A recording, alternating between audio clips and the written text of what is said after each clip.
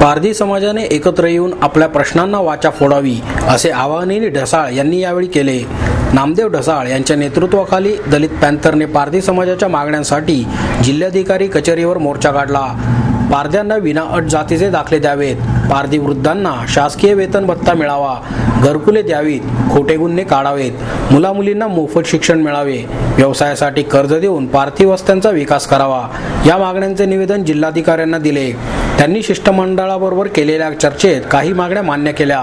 ढसाळ म्हणाले, पारधी समाजावर गुन्हेगार हा शिक्का बसला आहे, मात्र आता ते मुख्य प्रवाहात येत आहेत। व्यसन सोडून त्यांचे प्रगतीचे प्रयत्न सुरू आहेत।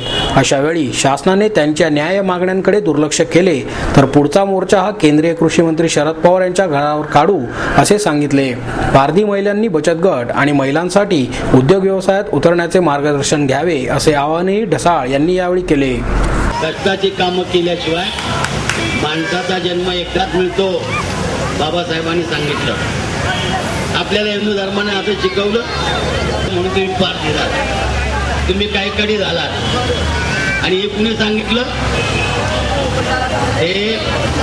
ते वेळ अजिबात नाही।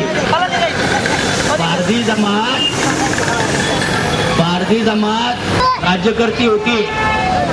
तुम्हाला अजब वाटेल हा बाबा खोटा बोलतो की काय? राज्य चालवत होते तुम्ही राज्य, आणि आता व्यवस्थेने आम्हाला मी तुम्हाला सांगतो, बाबासाहेबांचा विचार, ज्योतिबा फुल्यांचा विचार, आपल्या दलितांचा विचार, त्याच्यावर विश्वास ठेवा।